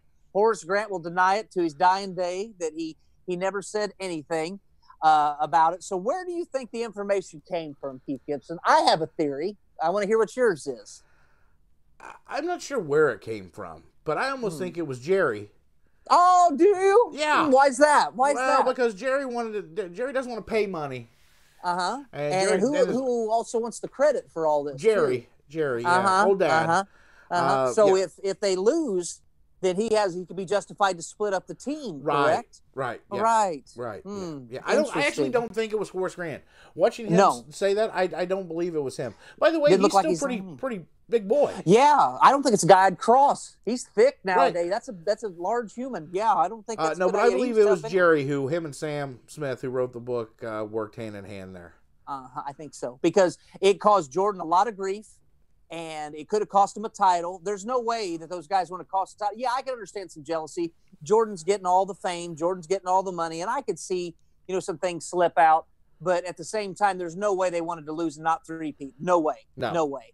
No. But at the same time, it's like it came from somewhere, and it had to be somebody that was in the know. And I wonder if we'll ever find out. I doubt it. Will Sam Shepard? What was it? Sam Shepard? Sam was Smith. his name? Smith. I wonder if he will ever release that, because Jerry's long gone now. He's passed Right. away, and I wonder if that information. I guess a journalist never gives up their sources, apparently. Nope. So, but I found that interesting. And then it really gets into the gambling aspect. Well, wasn't there another Michael's book that work. came out too? Michael and Me came out about the gambling and everything, golf. The guy that went to, there was another one right. too came out with the gambling. And Right. the gambling came out, Sam Irwin, and Mm-hmm. I have I'm just gonna say it. I have no qualms with it. Guy's got money, wants to play a little gambling on the side when he's golfing. I was going to say, as long as, of course, we don't, you don't want to get it like a Pete Rose thing, where he's betting on his own team or any type of that. But if you're just gambling on golf, if you're playing with some guys, okay, so you gamble $57,000. If you've got that kind of money and that's what you want to do, that's your business. I have no issue with that. I think what they were kind of wondering was, because the Bulls weren't playing so well and they lost the first couple games. So then it got into, is Jordan throwing games now? Is he in debt to someone? It's like, is Jordan in debt to with that kind of money? He's not in debt to anybody, No. I wouldn't think. But it caused him a lot of issues once again, that's part of the reason why he retired that first time. I think was the stress of it, the way the media was coming after him. It was just a lot of undue, stress. Also, was it an agreement? There's rumors, was it an agreement between him and David Stern that maybe they had something like, yes, you did bet on something or whatever, but if you go away for a while, play baseball, do whatever you got to do. Of course, they say some of that, of course, was with his father getting killed, which they haven't got into yet. That'll probably be this next week. But your thoughts on that? Do you think there's any truth to that? If that's why he might have left for a year or so? I think there's some truth to him and Stern working out a deal, saying step away for a little bit, out of the limelight. But I probably think part of it is stress too. You could see it just in his mannerisms, the way he carried himself through all that. Yeah. It was getting to him. And I don't blame him. I mean, you got the media up in his face, they're trying to, they clinched they had 60 wins and they were sitting there having a Miller Lite. And him and Scotty and Ron Harper, and Scotty's like, don't put this on tape, I'm drinking a beer. And Harper goes, I don't give a shit. Right, so whatever you want. But then Jordan's like, I gotta go do the media. And he has to squeeze through the door, and he's just got lights and microphones up in his face. I mean, I know how that feels. But it is stressful, but you deal with it so well. Right. You do. And so then you bring up a good point, because it got so bad that he finally said, I'm not talking to the media anymore, and he boycotted them for a couple weeks, I think. And then before the finals started, he agreed to sit down with Ahmad Rashad, who was one of the biggest interviewers of the time, especially in the NBA. And I don't think this helped Michael a ton during that time, because Keith Gibson, whenever I ask you, when I need truth from you, and you keep your sunglasses on during an interview while you're indoors to answer questions, that doesn't scream innocence to me. It's almost like you're trying to hide your eyes. What do you think about that? I had no problem with it. Who knows? Maybe, and Michael said it best. If I had to do it all over again, I would have stayed out of the limelight. I wouldn't be a role model. Right. He said I don't think he ever night. said, he was kind of like, remember when Barkley said, I'm not a role model, right. All that. Of course, Barkley was a little rougher around the edges, but Michael was all that. And and of course that gets us into our next part. Michael caught a lot of grief in his career because he didn't get involved in bigger issues with his platform, because he is by far, besides maybe Muhammad Ali, maybe one of the most famous athletes ever. I would say those two are right up there. Ali got really involved in political issues, of course, the Vietnam War, and obviously with the civil rights movement. He was very involved politically and spoke his mind. Jordan was the exact opposite. He did not get involved. He had a quote that he said he was joking because they had a Democratic nominee running in his home state. against a Republican incumbent, Jesse Helms, who was a known racist back in the day. I mean, just was flamboyant, didn't care. And there was an African-American candidate running for, Gant, obviously, his seat. Yes. Yeah. And Jordan could have stepped up at this time, many thought, endorsed him, and would have helped that guy easily win. He did not. He said he gave him some money, but that just wasn't his thing. Now, here's my thing, Keith Gibson. I understand you've got that platform, and some athletes use it, and it's very beneficial. Some run their mouths a little too much. It's almost not beneficial. But I just don't think it's fair to hold that against somebody. Not everybody is political. Not everybody has to take a stance. Not everybody has to do all that. Some people just want to play basketball and make money. Well, and here's the thing. No matter what he did, no matter what decisions Jordan made, here's what I'm learning from all this.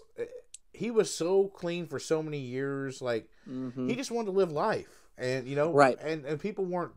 And David Aldridge said it best last night. Jordan gambling $10,000 is like us gambling 10. Right. Jordan is put on a pedestal, and the media was looking to knock him off that. It wasn't his teammates or anything like that.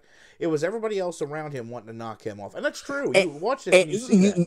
Yeah, and you see that so often in society. Do you not, Keith Gibson? Everybody loves a winner at the start. Right. The New England Patriots, when they won their first Super, remember that? It was in 2001. They're the red, white, and blue team after the tragedy of 9/11. God bless America. Everybody loves the Patriots, but boy, then they keep winning. And then it gets old. And then you try to find fault because you get tired of it. And you think they're full of themselves. No, they're just good and they're winning. You liked them before. Now you don't. Right? How often do we see it when, as obviously we're still in the wrestling, how often do you see where people want some wrestler to win and God, they go nuts when they finally win. And then a month later, they're tired of it. That is society. John They Cena. can't. Yes, exactly. They can't stand it. Right. They want to bring everybody, you down. and not to get off subject here, but everybody's attention spans are now so short, and they want that instant gratitude, and they want to win now. Okay, what's next? Right. Well, can't we just savor things? Like a big piece of chicken. Nope, not anymore. Oh, and also, I think people too. They love the feel-good story, like the Bulls finally winning. Terrible franchise. Jordan finally gets there, finally climbs the top of the mountain, and that's great. And people rejoice. But then when you start to get really good and keep winning, people get jealous. And what you used to love, now you're like, God. I didn't. I loved watching the Bulls keep winning, keep going, like a Tiger Woods thing. It's fine with me. But some people start to get jealous. And like you said, they look to find anything because in dealing with media and stuff like that, if they can find a crack and boy, what a story. Oh, what a story, Keith Gibson. Look what we found. That's just the way it goes. A lot of embellishing. Oh, you better believe it. So I think that was a lot of push. 6'4". That was a lot of it. And a great quote from Michael. We also seen a Jerry Seinfeld make an appearance. So the biggest TV star of the 90s with the biggest athlete of the 90s. That was pretty cool. I got a kick out of that. And I'm a huge Seinfeld fan.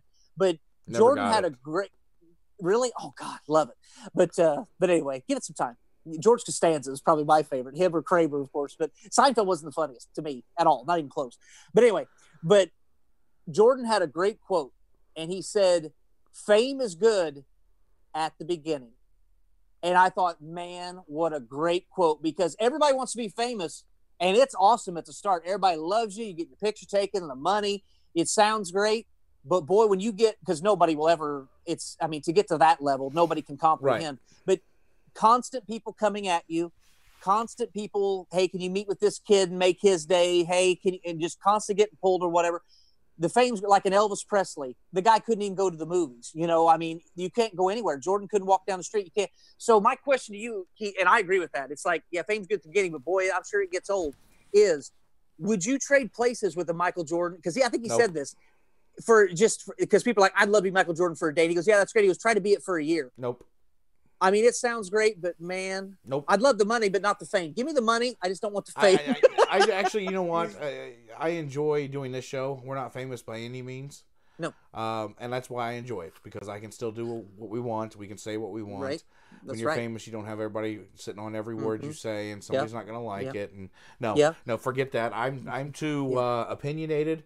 Too set in my ways. Man. And sometimes I keep my opinions in just because I don't want to hear the backlash. So it's fine. A lot on this show, but it's okay.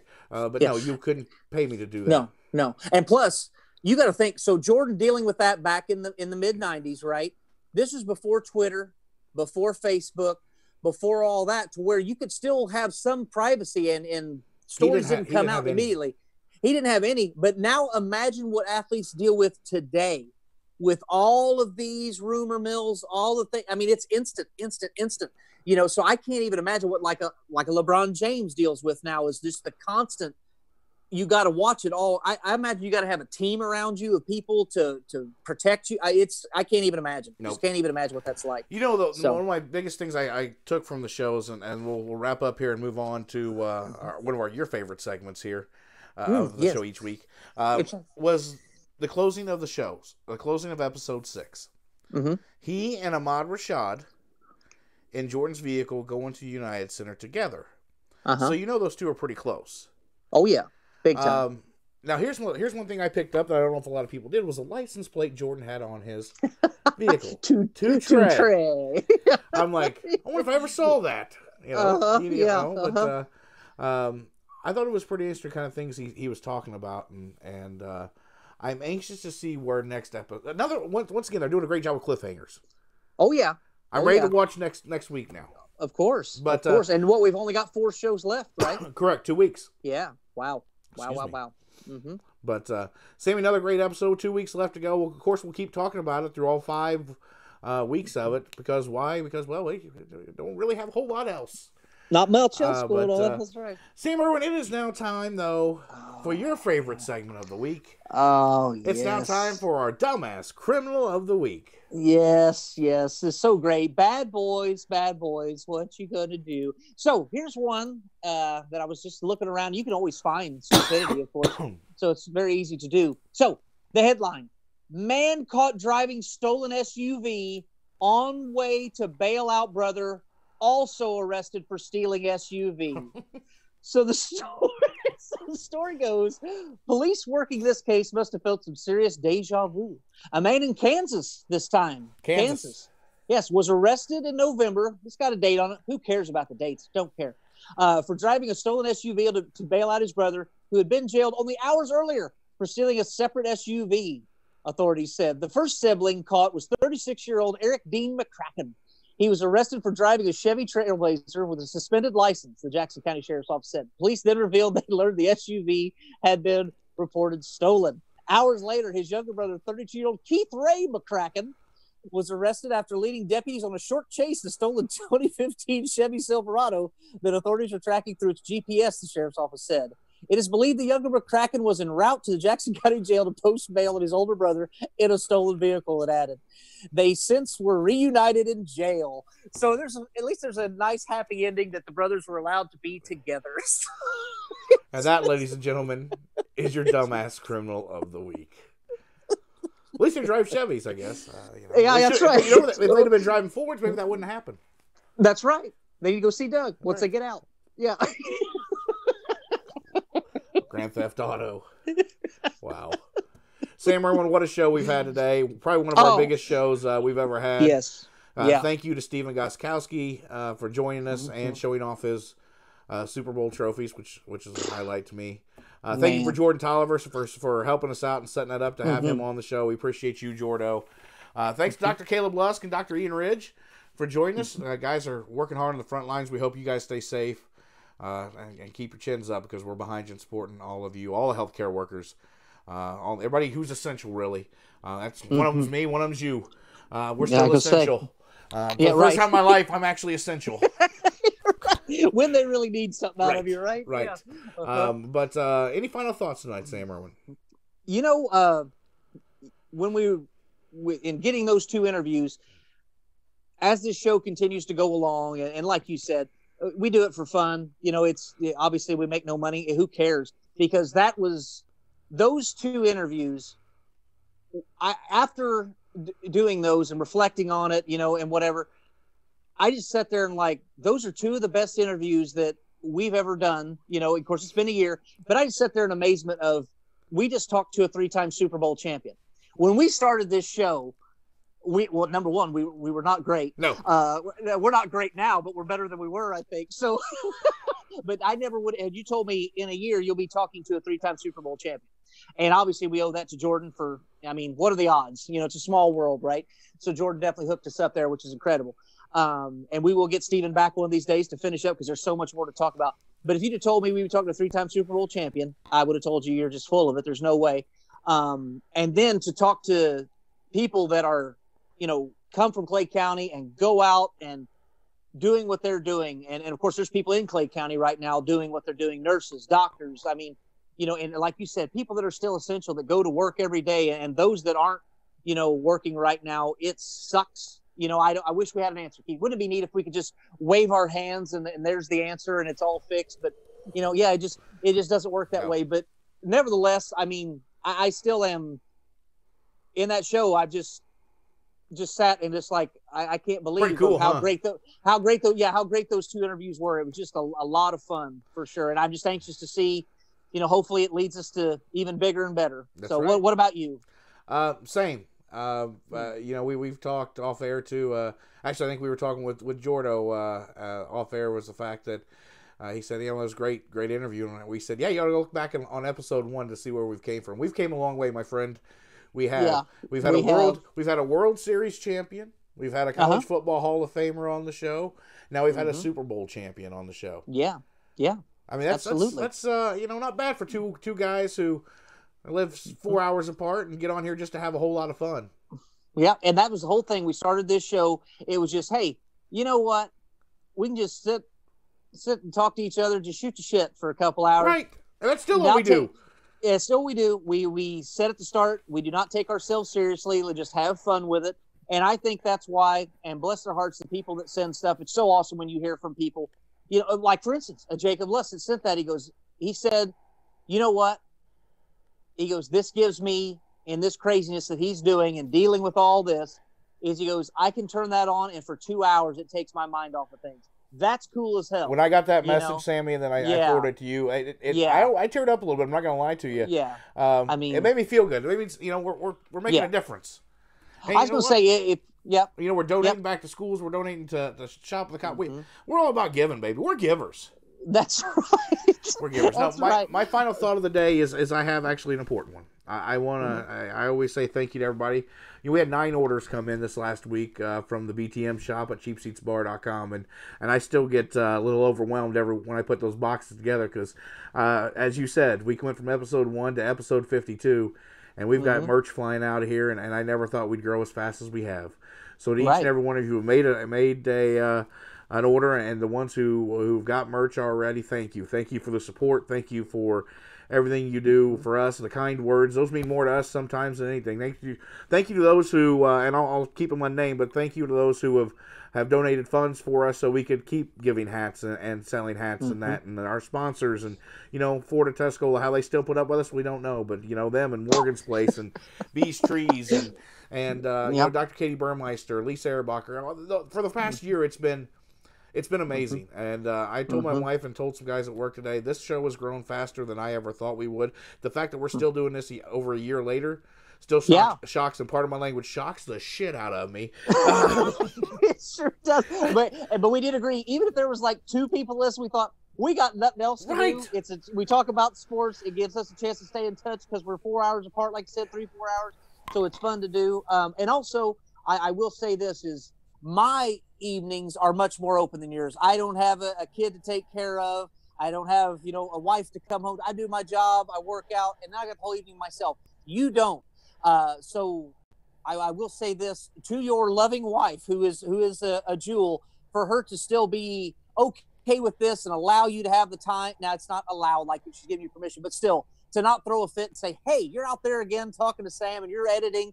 And that's what people don't get too, is you put a lot of time in the editing to make this look nice. There's a lot of extra hours. It isn't just we talk about sports and hey, that's it. There's editing that goes on. So it's taken away, you know, a little bit of time, you know, or maybe a lot sometimes from the child and wife. So to Lori, you know, I appreciate you allowing me to talk sports with my friend for a couple hours a week without being you know, she does. She's a big supporter. Yeah. She enjoys it. I think knows that everybody's supporting us too and enjoys it. So yeah, but it's fun. But I'm looking forward to let's talk about next week. Who are we gonna have on the show next week, Sam Irwin? Oh, well, next week, a nice little preview. We are going to have on Two-time Hall of Famers again. I mean, it's kind of like what was the receiver's name that all he does is catch? Chris Carter. All he does is catch touchdowns. All we have are Hall of Famers on. That's what we do now. You know, it's like if you're not a Hall of Famer, don't even call us. Don't ask You can. to be on the show. No, you can. Yeah. You can. Sorry, I spoke too soon. Sorry. No, that's okay. Yeah, we may need everybody here for too long. But we will once again, we're going to touch base. We did this, a couple weeks ago with Coach Tackett, Coach Groves. Yep. We're going to touch base with two-time Hall of Famer Kerry Martin to see how he's doing in this COVID life of not being able to be around his players, what he's doing, to keep his players in top form, because hopefully as we're easing back into it, hopefully school starts in August, we can have some football, for the love of God. We got to have it. But not only that, but thanks to John Hurleman, former teammate of mine, also a great basketball player back in the day, also rocked a Cosby sweater like no one else. I don't know if you've seen that picture. I have. Gibson, but it is friggin' glorious. I've asked him to make it into a puzzle where I could just, put it together, maybe frame it, or I don't know. We'll see. But anyway, John Hurleman has obviously been bored and is stuck at home. So he is taking all of our 1993 football season where I was a junior, he was a senior, along with many other great players, and is putting them on YouTube to where we can watch them forever, because it was just VHS tapes, Keith Gibson. That's how old I am. So VHS tapes only. And he's now putting on there. Well, it caused a buzz, and people talk about it as we share it on the page, and, people are talking about it. Well, Coach Martin also commented on it. So I thought it'd be cool if we could sit with him and we could kind of review that season, because that was a good season for him. He really enjoyed that team. So we're going to sit down with him, not only talk about what he's doing now, but also kind of review that 93 team. I think that'll be a lot of fun for everybody. Whoa, we'll jog down memory lane, Sam. Little trip down memory lane. That's I tell you what, I don't know if it's just getting older. I don't know if it's the CTE. But, boy, some things are foggy that people talk about. I'm like, I don't remember that too much. So right. We'll see. Sometimes I don't remember yesterday. And I don't have CT. I never took a hit. Anyway, for my co-host Sam Irwin, I am Keith Gibson. And Keith Gibson. And one final thing I want to say. Time. I'm sorry. I just want to say, I don't know if it's a CTE or if I'm getting older, but some things are a little foggy. No, go ahead. For my co-host Sam Irwin, this is Keith Gibson. We appreciate you joining us this evening. We appreciate you joining us every week. Remember one thing for us. You want to help us grow? Share the show. Share the show. Hashtag share the show. Share it out. Tell all your friends and help us grow even more so we can keep bringing you fun entertainment each and every week here from the Cheap Seats Sports Bar and Grill. Have a great night, everybody. God bless and stay safe. Bees Trees, your local ISA certified arborist with over 10 years experience, specializing in tree removal, tree trimming, and with free estimates. Call Greg Miller of Bees Trees today at 217-260-4551.